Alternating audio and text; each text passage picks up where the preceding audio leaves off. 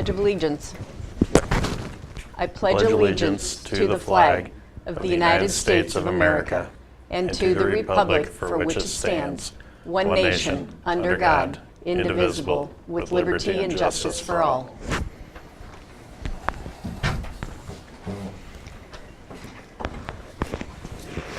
Okay, is there a motion to approve today's agenda? Move to approve. I'll second it. Any discussion? All those in favor say aye. Aye. Aye. HVAC project update. We're kind of on a little bit of every floor right now, running main lines, so we're kind of bothering everybody. So, it's coming along pretty good. Haven't done a whole lot down in the basement yet, but and we got sheet metal guys still on second floor, and they'll be on second floor for a little bit yet, and then they'll be moving to first floor, which is a little bit less, but still being everybody's way, but still trying to work with everybody, so. Yep. Any questions or anything, or? Hey, coming along, you on track?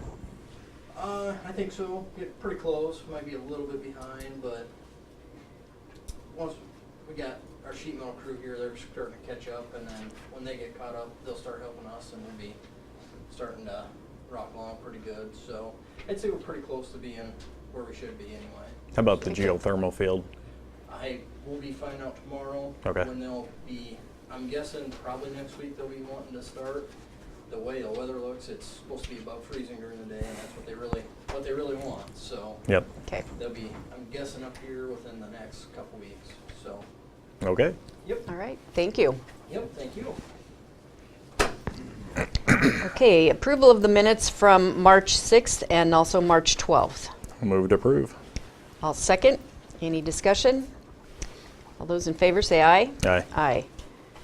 Approval of claims for payment from March 13th. Move to approve the claims for payment. I'll second it. Any discussion? All those in favor say aye. Aye. Aye. Utility permits and secondary roads. I think there were no utility permits. And roads are bad. And yes, and roads are bad. I think Taylor mentioned that he had approved $100,000 for his road crew to purchase rock. Clean rock. Yes, clean rock. And so that will be going on the roads, just kind of across the county. No specific areas. Nobody treated any differently than anybody else. So not saying that's going to cure the problem by any means, but it should help somewhat. Recorder's monthly report. Move to approve the Recorder's Monthly Report of February 2019. I'll second it. Any discussion? All those in favor say aye. Aye. Aye. Change of status, auditor's office. I will move to approve the change of status for Tina Schlemme. She will be a deputy auditor, a salary at $43,665.98. This is a full-time promotion. Okay. I'll second it. Any other discussion? She will be taking on the payroll and HR duties as well as keeping real estate duties. Okay. The deputy position is 70% of the auditor's salary All right. and effective on 3/11 of 2019. Okay, all those in favor say aye. Aye. Aye. We'll move to approve the change of status for Rebecca Junker, effective 3/27 of 2019, $35,000 a year, drainage clerk. She's a full-time new hire. Okay. I'll second that. Let me see. All those in favor say aye. Aye. Aye. Okay, the resolution, proposal to take bids to convey interest in real property. Daryl, would you like to explain, please? Yeah, there's a little history here on this piece of property. Back in the early 80s, May Crewis had gifted some land to be used as a park in the town of Cleves. It said that it would be available to the county so long as it was used for a park. The Conservation Board last year determined that it no longer was interested in continuing to maintain it as a park. And so the effort to, I guess, relieve ourselves of that property began. And there was a reversion clause in that gift that it would either go back to May Gruis or the descendants of John Gruis. So we began a search of those descendants. We had some folks that were, I guess, shirt tail relatives that showed some interest, but we decided we needed to publish notice that we were going to be giving all descendants the opportunity to come forward, because there was no pecking order as to who would have priority. So we just wanted to make sure everybody that wanted to make a claim could make such a claim. And we published that notice last fall, giving people 4 months to come forward to make a claim. No one made a claim. We went back and contacted the person who had showed some interest earlier. They no longer had any interest. We even looked in California, where May Gruis had passed away, to see if there was an estate that would list any heirs, etc. That was a dead end as well. So we're to the point where we just want to relinquish our interest and do it by quitclaim deed, and so asking the board to set it for, take bids and set it for public hearing. Okay. I'll make a motion to approve the resolution for the proposal to take bids and convey the interest in real property. I'll second it. Is there any further discussion? Jessica? I read it and I was just curious, is it sealed bids and we're done, or are you going to do what you've done in the past, where you open them and then allow anyone present that has the two highest or four highest bids or whatever to have it? I was just curious. I don't know. It's written as sealed bids only, correct? And is that your intention? To not. That it just go to the highest? Yeah. That's what we do with the schoolhouse. Okay. And if Okay. if it turned out that one of the bidders actually was a family member, then we'd have to honor the reversion clause. Or they both could be family members. So But then if it were the highest bidder and there was no priority because of the reversion clause, then it would just go to the higher bidder. Okay. Okay, Nancy, roll To call, answer, please. to answer your Oh. question, sealed bids. Thanks for the clarification. Roll call, Lance. Aye. Renee. Aye. Okay, public comments.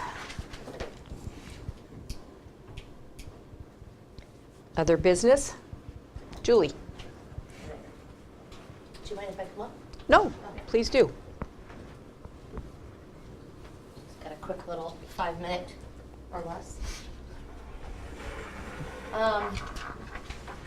One of the things I was tasked with when we were talking about Greenbelt Home Care was having a presence at the state capitol and lobbying and talking to our legislators about the lack of funding that we've been receiving.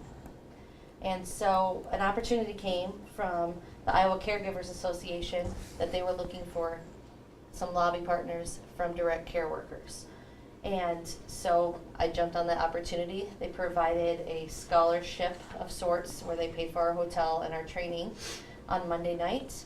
We had a 4-hour training on how to prepare and talk to our legislators, what it was going to be like. I brought 2 direct care workers, which are home care aides, my home care aide supervisor and myself. Yesterday, we were able to speak with Annette Sweeney. She was very open and wonderful. Took our literature, which I'll provide for you today, and took it to heart so much that she invited the 4 of us onto the Senate floor and announced us at the Senate, and actually made a heartfelt presentation thanking and giving tribute to Greenbelt Home Care in front of all of the Senate yesterday. So I thought, Oh my gosh. I took that task and really nailed that one on the head, because that was really, actually it was tearful to me that she talked about how her mother actually used our services, and she is going to show some support in the media as well. She took pictures and she's going to do a press release and just vouch Greenbelt for Greenbelt Home Care. A couple of statistics that I wanted to share today, though, that we talked about was the Iowa Caregiving State Funding from 2014 to 2019. In 2017, that was just kind of the average from 14 to 17. It stayed around $276,000 is like what the state average that caregivers received. That has dropped in 2018 to $168,000, and 2019 is at about $173,000. So in the past 2 years, we have dropped our average state funding by over $100,000. That's where this is coming back to the counties. This is what, that gap just can't be met when everything is going up and expenses are going up, but the revenue and the refunding is going down, especially at a state level. So that's really where the MCO stepped in, where that reimbursement has dropped $100,000. So I was glad to see this on Yes. statistics that we have that. The other highlight that I wanted to point out was the amount of turnover that is seen in direct care workers. The state average turnover in 2017 was 63% of home care aides or CNAs have a turnover at a facility per year. And the average is $4,000 extra to train somebody to replace them.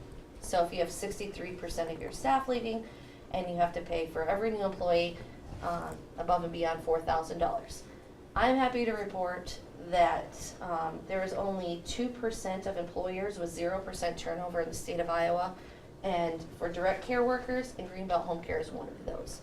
We have, in the past year, have not lost a CNA or home care aide, and so that was, to be in the top 2% in the whole state in that regard, we're doing something right. Now the nurses are a different side, you know, but with the home care aides, we've developed that program. That used to be something that we were at 63% very consistently. This past year, not so much. But the average wages state-wise is $9 to $13.22 an hour. 90% are female, and the size of the workforce is 60 to 65,000 employees in the state of Iowa.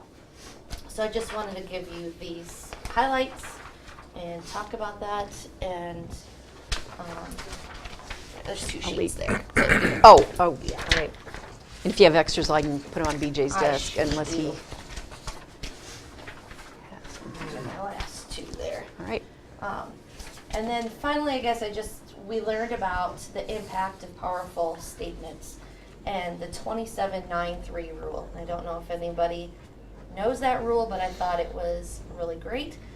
So you have to have your impactful statement in 27 words or less.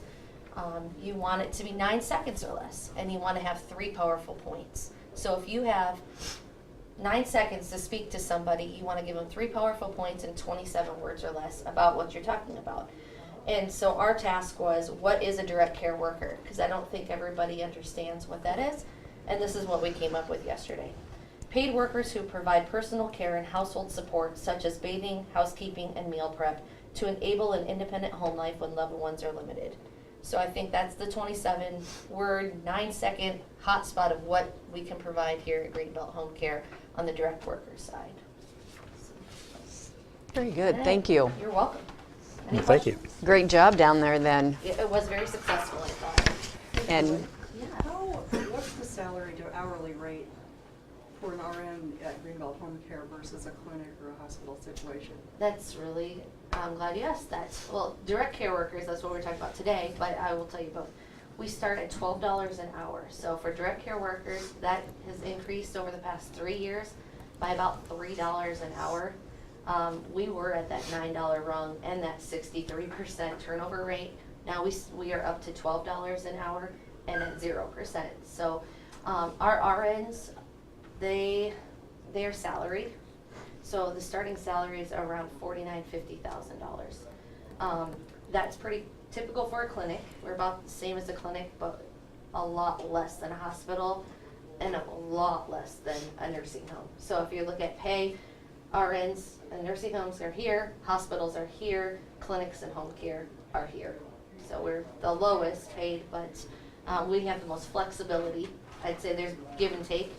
Home care, we get Monday through Friday for the most part, only every 8th weekend that you have to take the phone. That's really impressive when you're a nurse, where in hospitals or nursing homes, you have 24-hour shifts. So there's just, that give and take balance, pros and cons of both. And also benefits are different among those. And benefits are different amongst all groups. of them. Mhm. And that's what we're trying to equalize. How this whole conversation started was we're trying to get the health benefits better so that even though that lack in pay, it can be brought back up with if you don't have to pay out as much in health insurance. Yes. You talked about the dramatic drop in compensation at the Yes. state level. You referenced the MCOs. Yes. And I just want to make sure, is all the money you're referring to then, is that all Medicaid money that is channeled through the MCOs? There's no Correct. other programs that come from the state? That's what this reference was Okay. the MCO money. Thank you. Yes, on average of what we would receive back. It's been a drop about $100,000 in reimbursement. Yes. I'm not up to par on what Greenbelt does, other than I know you're our public health Yes. provider. So what clientele do the nurses see? Like, is it those that have to go to Greenbelt because of the use of the MCO type of insurance, No. or? Actually, we have a very strong pediatric program, which I don't think a lot of people know about. So we have a couple, I'll just start at the beginning. We have a 0 to 5 program called Parents as Teachers, where we get reimbursement from Early Childhood Initiative, ECI. So we have a grant that we work through that. That pays for 2 people to provide these services in the homes, help parents learn how to be better parents, make sure these kids are getting what they need. And you'd be surprised that it's quite a popular program because there are a lot of parents not providing that. I just wrote a grant this week, and I find out today whether or not we'll get it, and it's for that gap of 6 to 18. And it's for mental health and to be a family advocate. So that Parents as Teachers is great for 0 to 5, but what do you do with an 8-year-old when you don't know how or what? They might have mental health issues, they might need other things, and you don't know how to parent them. There's no programs out there. So I just wrote for that grant that will cover 200 visits over the next year. So hopefully we can get that. We'll find out here this week. And then we also do elderly or all ages. It doesn't have to be elderly. If you, for example, let's say you get an infection in your foot and you get osteomyelitis and you're going to need IV antibiotics to cure this. Instead of going every day to the hospital, to the ER to receive your IV antibiotics, we will have nurses come to your home, and your Blue Cross Blue Shield will cover that. And we have infusion pump balls so that you don't have to have all the equipment in your home. They're already pre-drawn up, and the infusion of the antibiotic will go right into your PICC line. We flush it, we manage it. It's a lot cheaper. It's better for you to stay home. Infection control is way less because you're used to your own germs. You're not going into a clinic or an ER, and it keeps you home. So, and also you can work with that. You can take that infusion ball to work with you if you want to, and we do a lot of creative things like that. We've helped in the jail. We've had IV infusions in the jail where the jail nurses weren't able to perform that, and we did those infusion balls there for infectious people there. Medicare is a big one. I think that's probably 25% of our reimbursements, and that's 65 and older. What we're challenged with right now are all these Medicare supplements or Advantage plans, not the supplements. It's the Advantage plans where your salesman will knock on your door and say, don't you want this AARP or this United Healthcare Medicare because it's cheaper for you, you don't have to pay as much, but then all your benefits get knocked down and you have co-pays with a lot of those. If you have straight Medicare, it's paid 100%, everything is covered. Home care aid, physical therapy, occupational therapy, speech therapy, nursing, not so much with the Advantage plans. So just something that we're trying to educate the public on as well. Hopefully, I know I babble a lot, but that gives you a better. I'm curious, like, how people find themselves at Greenbelt, if it's only referral based or if they choose you as their provider over another clinic in town or whatnot. Sure. And I'm guessing, like with the example with the infection in my foot, I would be referred to you. Correct. Most of them come from hospital or clinic referrals. I would say 90% are referred that way. We have a referral source online with Mary Greeley. So if they know that they're from Hardin County, our area, they just put it through the computer. I get a message, please check, you have a referral coming. Hanson's, we work with Vicki Hernandez. She's great. She knows that she'll send them our way. Same with Grundy. We're working on developing relations more with like Story City, like those type of places, but that's part of our marketing plan next year. With the new clinics, making sure that they know what we can do. Because I think a lot of people think we're just here for our older people to keep them in their homes, when we're not. We can So do it's a not lot. just indigent No. people, it's, you have a broad We spectrum. have a broad spectrum. Yeah. Yes. So with the new proposed federal budget and cuts to Medicare, you could be in real trouble. Yes, I can. And I so- just saw that come out, and that makes me want to establish my roots in a home more than being a freestanding home care agency, even more so when I see that, because I do think we are going to need funding and help. So I There's- would hopefully expect that Annette Sweeney and you perhaps would speak out against that. Thank you. Any other questions for Julie? Thank you very much. Yeah, It was thank very you. informative. Any other public comments? Other business? Okay, Move to adjourn. I'll second it. Those in favor, say aye. Aye. Aye.